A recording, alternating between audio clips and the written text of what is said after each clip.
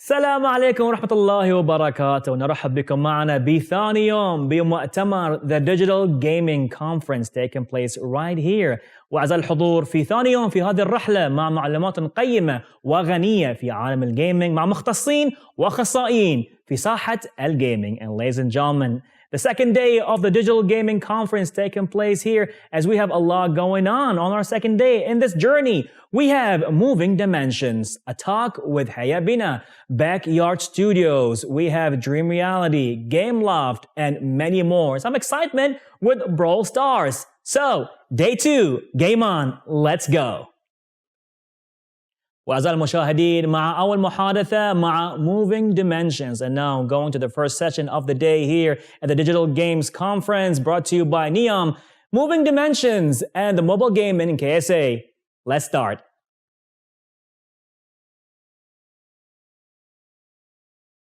Hello, my name is Omar Alzayed.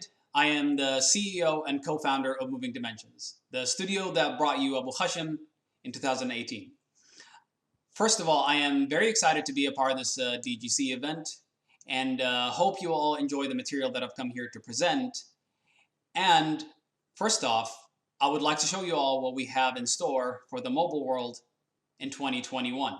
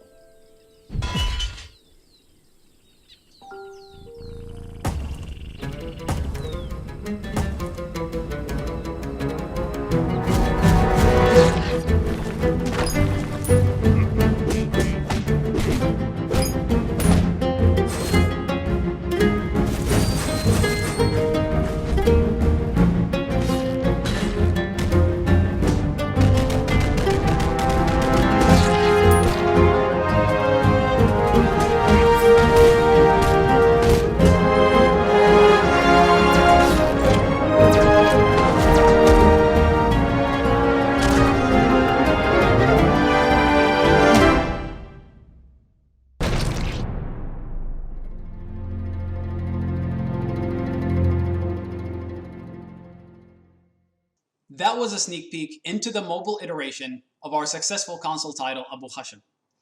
Now, the question is, why are we working on a mobile game after releasing a console game? And the answer to that is layered. And to do it justice, we need to rewind back and understand the events that led to this decision. I have been a game developer for over a decade, and in 2014, I founded a Saudi game studio with close and creative people. The cornerstone of our studio was to create authentic Arabic gaming experiences. We promised each other that the drive behind each game is to create something unique. That was the vision behind the creation of Abo Khashem, a comedic RPG that was launched on PlayStation, Xbox, and PC. The game gained YouTube fame thanks to notable streamers whom we can never thank enough. It was definitely a successful first title, especially for a very small studio. Unfortunately, the tens of millions of YouTube views did not translate into the same amount of sales. Honestly, not even close. So, after the launch of Abo Khashem, we kept getting a large amount of viewers who wanted to experience the game on their mobile devices. And up until that point, I have underestimated the large player base for mobile platform. I was aware it was a growing industry, and I had a few mobile games that I like to play myself. But it still was and is very surprising to me how much it has already grown. And it is understandable when you think about it. When you think about our lifestyles in this new age, the way we play is shifting to smaller windows in between other activities compared to how it was a few years back. So, with portability and less time constraint, mobile games have started to dominate. In addition, Console games take a significantly longer time to develop and require a lot more manpower. This costs more money than our studio can currently handle. We do not want to create a cheap experience. We want every new product that we release to be a jump in quality and gameplay from the one that precedes it. Mobile games, on the other hand, are skyrocketing in popularity. They have a high revenue ceiling and can, within our budget, create a title to be proud of on that platform. Now, we were happy with accomplishing the authentic and unique experience we set out to have, and wanted to use the immense knowledge we gained from the first game to create an amazing new game for players. This is where the mobile idea began to take hold. We wanted to accommodate our two types of players at this point. The ones who never got to experience Abo Khashem, and the players that have already played Abo Khashem and expect something new to play. So now the problem is, how can we achieve both of those goals? We decided to create a pseudo-sequel, a completely new game with new art, new animation, and new mechanics such as multiplayer, online competition, etc. The only thing this new game would keep is the storyline from the original title. And since this new mobile game is our catalyst toward the creative dreams that our studio has, we wanted to give it the best shot that it can have. And when you are a smaller company, you don't have the luxury of taking multiple risks with the idea that if more than half of them succeed, then so does your studio. So we suspended all other projects in order to free up all of our resources to deliver something we can truly be proud of and our players can immensely enjoy. Now, one of the bigger changes that comes with this new game is the new art. It is important for a game to have an artistic identity. In our first title, we simply focused on finding or creating art that fit what we wanted for the current task or model. However, we changed how we approach art with this game. Before we made anything in the game, we spent hundreds of hours deciding the art and feel.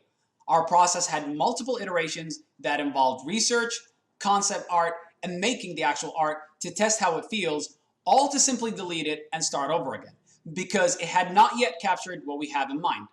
This process was slow at first, but once we had the art style locked in, it actually made art creation faster than our first title. So not only did this approach yield better results, it is also more efficient in the long run. And now that we have our art style locked in, we had to recreate the world with this new feel. Zones such as Catopia, the desert, the city of Al-Jarradiyya, and all other areas of the game had to go through this new process. The image on the left side is from the original console title, while the image on the right is from the upcoming mobile title. The first distinction that can easily be made is the new art is more stylized and thematically appealing. The world is booming with life and color. It is more vibrant and easier on the eye. Our original approach to Catopia was not necessarily bad, it just did not fully capture the vision of Catopia we had in our minds. For the desert zone, we wanted to give it some elevation and depth. The dunes are more accentuated and the palm trees feel more alive. The sand color and texture is visibly variable while maintaining the arid desert climate. Now, the art in the original game successfully captures the feel that we had envisioned for the city of Al-Jarradiyya. It was meant to draw strong inspirations from real Saudi architecture. However, with the new art direction we have taken, we needed to bring it in line with the rest of the game. This will not detract from its cultural feel, but rather give it an exciting personality. Buildings and sidewalks exuberate with color and style. In addition to that, we also had to change all of our main characters as well as the enemies to fit this new style. This most of the time included a complete redesign of the model, and in rare cases, a reimagination of what they are expected to look like. A prime example of this is Abo Khashem's most trusted companion, Shukman. He went through an identity overhaul. The character was meant to be a talkative, fun, laid-back lizard. His original realistic design made that difficult to fully bring to life. And now that Shukman is a unique playable character, we wanted to take another shot at this look. Now, The original Abo Khashem game was overloaded with menus, side games, and lacked a clear gaming identity. The main character had a stat system, a talent system, a combo builder to decide his attack pattern. His companion, Shukman, also had his own stat system. He had his own talent system. There was a minigame that only Shukman could play. The game had a real estate / business simulator. There were collectibles around the city. You could own any home in the city and then decorate it. In addition, most of the characters you met in the game were added to your phone so that you can chat with them and maybe get some side quests. The list of things that you could do in the game go on. And this was not a good thing. Some of the ideas were driven by comedy and parody, for example, the abundance of talents. We actually even removed a third talent system that was supposed to be in the game that applied to the cars you own and drive. However, it was overwhelming and created a clash in focus for the player. More was not better. So we shifted our focus. We wanted a lean and clear gaming cycle that the player can easily absorb and understand and be driven to complete. Instead of having too many systems, have a few well-designed and satisfying systems. It is very important to us this time to have things clear and easily digestible by the player. One issue that we wanted to tackle as well is clarity in the player's gaming path. An issue that appeared in the console game and in plenty of other games out there, which is the lack of a clear path. A game might tell you that you have talents to spend, items to use, a side quest you might want to complete, but you are left unclear as to when is the right time to do those things, causing a decent portion of the game to go unexplored or experienced poorly. So with this game, we tried to give things a clearer window of action. A good example of this is upgrading your character or buying potions from a shop. That is now done only at checkpoints. Checkpoints are campfires that you can rest at, pretty similar to the Dark Souls franchise. It is only once you reach a checkpoint and while you're sitting at that checkpoint that you can upgrade or alter your character. The concept of having a clear and intuitive design is especially crucial in a mobile environment. Take, for example, a talent system. In quite a few RPGs or adventure types of games, opening the talent system for the first time can be quite daunting. And if you are opening it because you have just gained a new talent point, you cannot simply make a quick educated guess into where you would like to place that point. You need to explore the entirety of the system, understand all the talents and how they might synergize with one another in the hopes of not wasting your talent point. When a player first views an interface or a menu, you do not want their first reaction to be intimidation, but rather intrigue. Now, let's talk about the online world of mobile gaming. Nowadays, games need a social and online element to survive, especially in mobile. Creating a unique online experience can be quite tricky, and understanding the cycle of how the player is likely to explore your game can be difficult. Just as important it is to have an online and multiplayer experience, it is also important to have a complementing single-player adventure. It can be a nice change of pace for a player to go on some solo ventures when they want to take a break from the online chaos. Our task was to create a fun dynamic between single-player and multiplayer gaming. The game offers a multitude of playable characters that can be unlocked by defeating them in the story mode. Defeating a boss in the campaign unlocks them as a playable character that you can then level up and upgrade and take into the online multiplayer arenas to compete with. This also allows a longer game lifespan. Our plan for post-release is to add new levels and a boss to beat with each major update. This in turn also adds a new multiplayer character that players can experience once they unlock them. And for the players that do not wish to experience the single player mode, they of course can directly unlock the character they want to play from the store, which in my opinion is a healthy way to monetize a free game. The next thing I want to talk about is enabling the player's creativity. Now, a big part of the mobile world is user-to-user interactions. People like to create and share their creations with others all over the globe. The original Abo Khashem had an interior designer where you can decorate any house you own in the city. We absolutely loved what the players did with that tool. Admittedly, the interior designer felt forced into the game, but the user creativity was inspiring. So, knowing all of this, we want to allow players who have the urge to create things to be able to do so. There will no longer be an interior designer, but there will be a level editor that will launch soon after the game does. Our own level artists are using this tool, and it will unlock a lot of opportunities for user-to-user interactions, such as challenging players to beat a level that you've created, or have a custom multiplayer map that you can play with friends. The possibilities for this are endless, and it is definitely something we are very excited about. So a big question that is worth answering at this point is, when is this new mobile game being released? We were very conscious of our decision to leave the date open and as simply 2021. We want to spend as much time as we need to make sure we deliver a high quality product and not subject ourselves and our players to a half-baked adventure in an effort to match an arbitrary release date that we announce. Now, developing a mobile game that has a lot of high quality art, characters, visual effects, and animations is very challenging and requires a lot of optimizations in order to achieve that perfect 60 FPS that every developer and gamer wants. To that end, it was very important to create a stress scene, and I would advise any up-and-coming developer to consider this.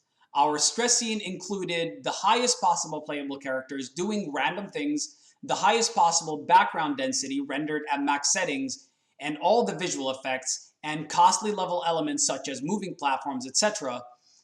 The goal is to have the scene run at our target 60 frames per second on modern phones up to a few year-old phones.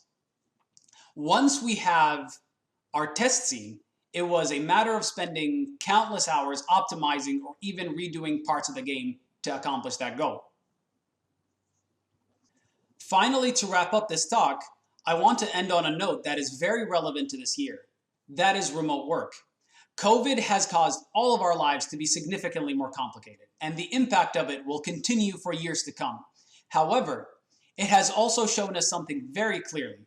People can work together without being in the same physical space. This DGC event is an example of that. This is very important for indie and low-budget developers to understand. The cost of running a physical office and all that comes with it is not a necessity. Remote work has a different workflow than an office, and it is crucial to accommodate that change, the chief of which is the lack of a quick back and forth. You cannot quickly interact with your coworkers the way you do in a classical setting. So, knowing how to create meticulous documents that detail task requirements will be fundamental. Using tools such as Trello to quickly understand what needs to be done, taking advantage of powerful project management tools such as ClickUp that can help you stay on schedule and allow you to have a clear grasp on the state of the project as a whole and those working on it. In addition to using detailed documents such as Google Sheets, Docs, etc. to facilitate a proper outcome for what you're trying to accomplish. Thank you. That was my talk, and I hope you all enjoy the rest of this DGC event. مستقبل زاهر لألعاب النقالة في عالم الجيمنج مع المملكة العربية السعودية. Exciting times for mobile gaming in KSA. Looking forward to an amazing future. And now, ladies and gentlemen, والآن أعزائي الحضور, let's take it right now to another talk with هيا تالي. والآن محادثة مع هيا بنا. فيلا خلينا نبتدي محادثة بسيطة وخفيفة عن بعض الأمور في عالم الجيمنج.